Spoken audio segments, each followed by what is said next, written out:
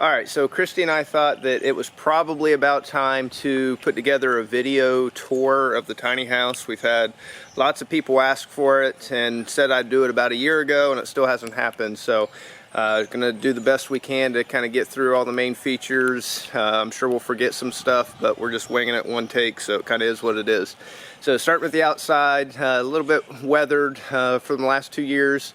So in the spring, going to need to pressure wash. But outside, it's all cedar siding, and we ended up staining all of those boards individually to kind of get this type of look. We were going for what she likes to call a rustic industrial type of theme, and so this is what we kind of came up with. The house is built on a utility trailer that's just over 24 foot long, about 8.5 feet wide, that we had custom built from a company out in North Carolina. And the intent was to go out to the 8.5 foot wide, which is as wide as you can go without requiring wide load permits. Now, at the end of the day, we ended up adding some doorknobs and that type of thing, which actually does take us out beyond that, but we could take those off if we needed to move it. Also outside, we've got the mini split heating and cooling unit. So that was another thing we installed ourselves. So you can see the outdoor unit as well. Then moving around back, we added the downspouts to the house last year, trying to keep some of the weather off of it. So you can see those here. The house runs on propane for the the water heater and the stove. You can see it's wrapped in a heating blanket there that helps in the winter as those tanks lose pressure. And one tank will normally run us right around a month before we have to swap that out. So we've got several that we can, just keep on hand and swap out as we need to. But yeah, we built this whole thing ourselves, did it over about a 1.5 year period of time, but there were times where it would sit for weeks between when we had time to actually work on it. And then by the end of it, I ended up getting up and spending a couple hours each morning to wrap it up, and so we kind of made a big push there at the end. So with that said, let's go ahead and move on to the inside of the house now.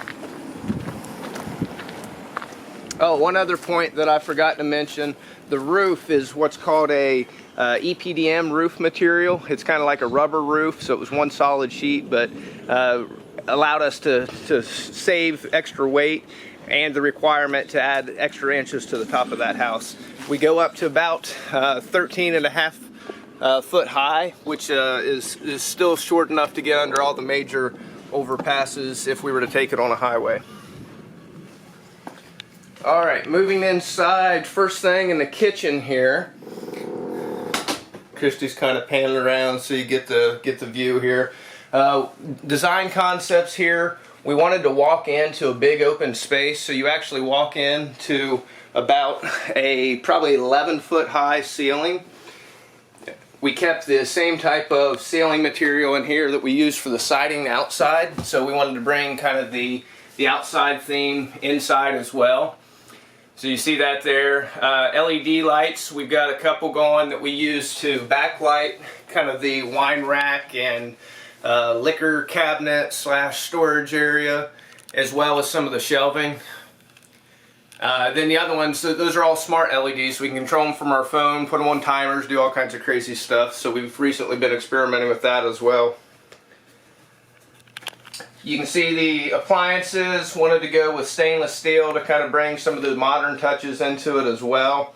Again, that stove is propane. A big design feature that Christy was really interested in is the farmhouse sink, so that was one that we found online.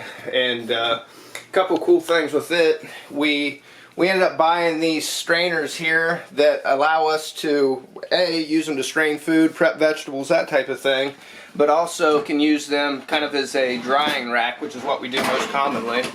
I also, when I built it, ended up cutting out a piece that we can use to extend our countertop, so we can put that on there if we need extra counter space for anything that we're doing in the kitchen. Wanted to go with, again, open kind of concept, lots of natural light, open shelving as well. So you can see we could add even more if we wanted. In this area here, we left the walls open so that we could add shelving into the wall cavity itself. And again, that's all cedar material. Again, over here by the stove, we got kind of spices there. We found some cool stuff at IKEA, and that's where we got the magnetic knife rack and some of the ideas to hang the utensils. I'm trying to think what else in here. Carbon monoxide and smoke detector in the kitchen, obviously very important, especially in a small space. We've got storage under the sinks. We've got kind of the trash can area here, stool that the kids are able to pull out, to brush teeth and that kind of thing. And then just kind of a catch-all area on this side. We've also got another stool that we keep tucked back here that Christy's able to use to get anything that's higher up.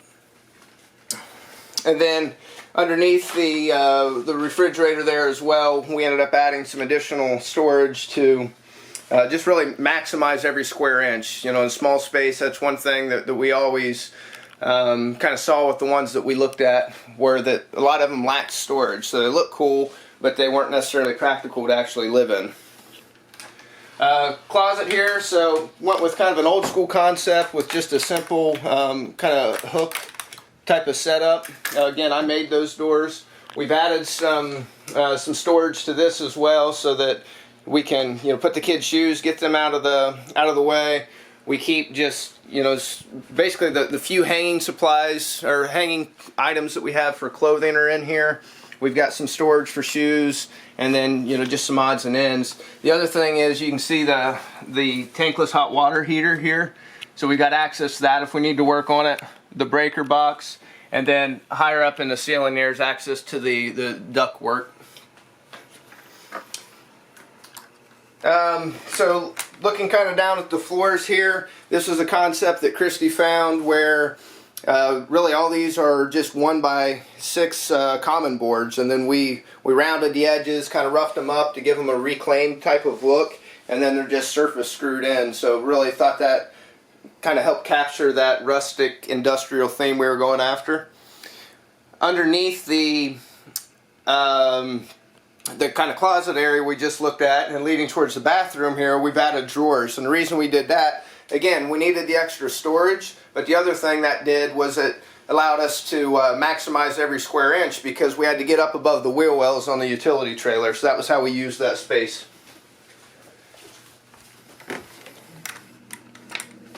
Bathroom, tight quarters here. Step in for a second, flip the light on. This area pretty tight, but we didn't want to sacrifice the main living area type of space. So in here, composting toilet, that's always one that people get a lot of questions for us on. Pretty simple concept. No, there's not any odor or anything like that. We went with a higher end kind of product, and been really happy with it. Plenty of storage above it. We did opt to go without a sink in here. Now, if something goes horribly wrong for some reason, you have access to the shower, and you can obviously wash your hands in there if you need to. But we didn't feel it was appropriate or necessary to add a sink in here. So we've got hand sanitizer kind of on the wall, and then the shower here as well. With this is an RV bathtub. Works great for the kids. Luckily, Christy's pretty small, so she's able to make do when she wants to bathe as well. But for me, it's just a shower. Went with tile so that we've got a little bit more of a modern kind of feel to it. Another cool concept here that we found is this expandable kind of rod, so you can pull it out, and really gives you extra room when you're in there showering. But then you can push it back out of the way and not have it take up as much space when you're not using it. Moving into the bedroom slash dining room slash office. This is kind of our catch-all room here. A lot going on here. So we've got tables that'll fold down out of the wall. So that's what we'll use when we're having dinner. And then we've got some stools that we pull out to add extra seating. So pretty simple concept. Sit those there. We've had I think 6 or 8 people in here actually, which you wouldn't want to do every day, but it works. And then we've even found a a high chair for Rainer that is collapsible as well, made for camping, that kind of thing. But works out great for this. So that's another thing we keep in that closet. But we can use this to eat. We can use it for workspace when we've got computer work or something to do. Simple, hook type of setup on that again as well. Recently added the corner shelves. So that was something that we did really just within the last few months. That was a request from Christy, and we're happy, that we've got that access, because we ended up dropping books there, and it was getting a little bit cluttered on just kind of the nightstand area there. The bed here, so we use it. It's a day bed that we use as a couch during the day, and then in the evening we pull this out, and there's two mattresses here. So one just slides out, and then it turns into a bed, and it takes up this full space, but it works out, perfect. It's really basically a king-size bed that we're able to get into a tiny house. Looking kind of under the stairs here, this is a closet area that has most of Christy's stuff in it, and then there's a little cubby storage area above that is kind of a catch-all space for me right now. On the other side, something that was pretty important to us, all the creature comforts. So we've got the full swivel kind of mount where we can adjust that as we need to, and then we do all of our charging in here as well. So we've got a DVD player behind that we're able to use for the kids, our laptops, tablets, all that stuff, all kind of in one area. And then again, we left the wall cavity open here so that we can maximize the storage area, and we even have the ability, obviously, still to add a couple shelves as we need to. Again, smart LEDs throughout the house, so this room has those as well. I've got some red ones on the floor right now, but can change all kinds of colors, do all kinds of crazy settings with those. Right here we have our remote control for the heating and cooling system. So I didn't touch on that earlier, but that's in the kitchen. And the reason we put it there, not ideal when we're cooking, but when not cooking, it allows that air to really flow through the whole house, and it works out pretty well. We've got a piece of art right here above the door that was one of the kind of custom touches we added later, and we're still working on what kind of decorations that we want to add into the house, so we still got some ideas for that. Before we go up the stairs, again, maximizing every square inch, so you got storage underneath all the stairs here as well. This basket here we end up using for laundry, and a couple days worth, and then we end up needing to do laundry, but it works pretty well. And then you'll notice the top step there is bigger, and that's all by design. And the reason being, as you walk up, you can kind of slide right in on your knees. So we'll go ahead and head up there now. The loft is really the kids' play area, and so some cool things here. Custom rug off of Etsy that allows them to kind of play cars and be their racetrack. Again, a lot of light here. Their couches, those fold out into beds at night, and then they just use a sleeping bag to sleep at night, so then it can be rolled up and put out of the way. Again, maximizing all that square footage. We end up putting a storage area. This is above the bathroom, so it gives them lots of area to kind of tuck stuff out of the way, but books and toys. You see the sleeping bags up there.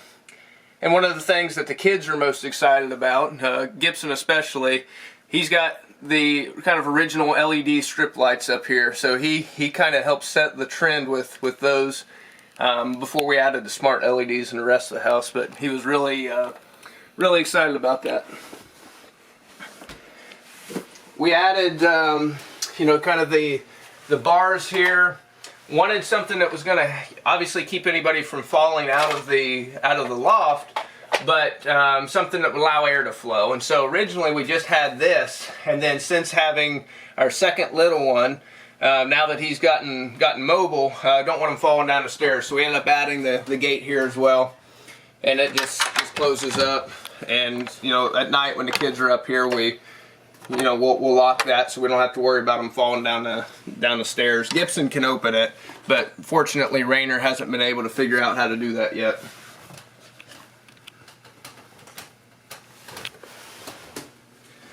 I think that covers most of the highlights. I'm sure I forgot a few things as we went. Originally I started off with some notes and then I just started shooting from the hip, so hopefully I didn't forget anything major. You know, all in all, the transition though has been a lot easier than what we expected. We've been in it now a little over a year, and really, I mean, we love it. It you know, it was designed for our lives, and you know, it encompasses rather our style, and everything has a place, everything has a purpose, and just really happy with the efficiency of it.